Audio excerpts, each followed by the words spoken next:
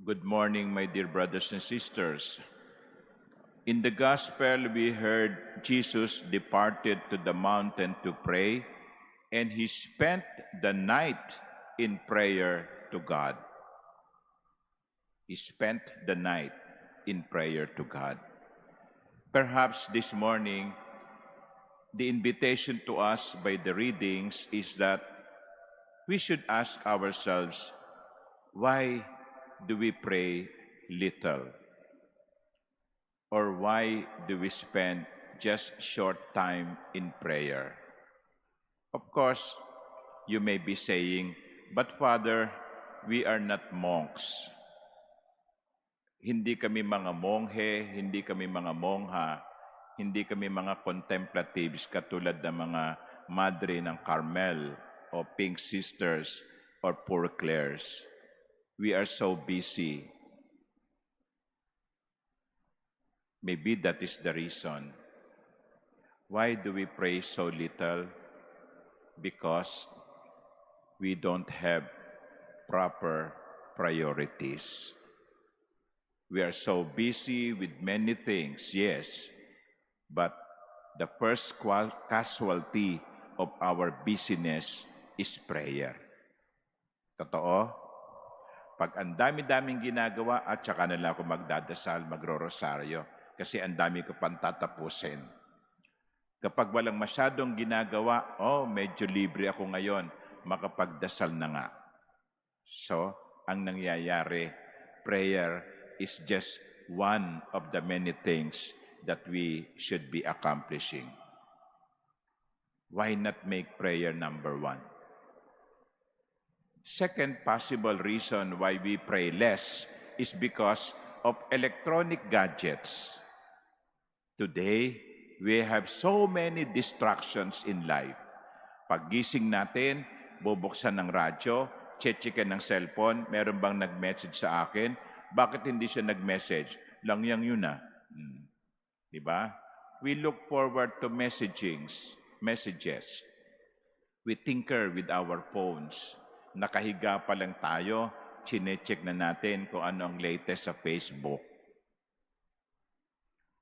Electronic gadgets. They are necessary, yes, but sometimes they can be distractions. They distract our attention or focus away from the more important things. Pag ganun, wala nga tayong pagkakataon na makapagdasal. Kasi sa umaga pa lang, paggising pa lang natin sa umaga, ang dami ng ingay na nasa paligid natin. We cannot pray if we cannot be quiet. Tandaan niyo yan. We cannot pray if we cannot be quiet.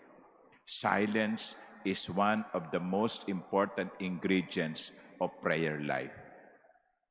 Kaya nga po kahit sa misa, if you must have noticed, we insert silence, pauses. After the first reading, I instructed the lectors, do not immediately follow it with the responsorial psalm.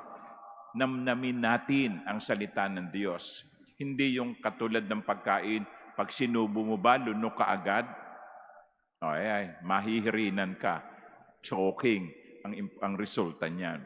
Pag isinubo mo, nginunguya, ninanamnam, ang sarap-sarap ng luto mo, darling. Yan. Hindi yung pagsubo, lunok. Ganon din po. Sa buhay natin, hindi pwedeng laging subo ng subo, lunok ng lunok. Dapat meron tayong pagkakataon upang tumahimik. To be still, to be quiet, so that we can hear the voice of the Lord talking to us, so that we can meditate on what we have heard or read. Without silence, there can be no prayer. I think it was Saint Teresa of Avila who said, prayer is a conversation with one that loves us. Ang panalangin daw ay isang pakikipag-usap sa isang nagmamahal sa atin. And we know by experience, when we love a person, we would like to talk to him, to talk to her. Di ba? Pansinin niyo yung mga kabataan. Maghapong magkasama sa paaralan, yung magkasintahan, yung BF and GF. No? Maghapong magkasama sa eskwelahan. Pag uwi ng bahay bago matulog, meron pa mga good night. Hindi pa natatapos yon. Maghapon yun magkasama, nagkukwentuhan. Sometimes, kung ano-ano lang ang pinag-uusapan, hanggang sa bago matulog, meron pang good night, mua. Di ba? Mua. Oh. Because they love one another. They love each other. And they conversed with one another because they want to be together.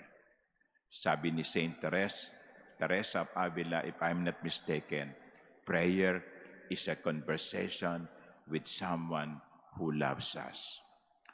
Aren't we excited to converse with God? Amen.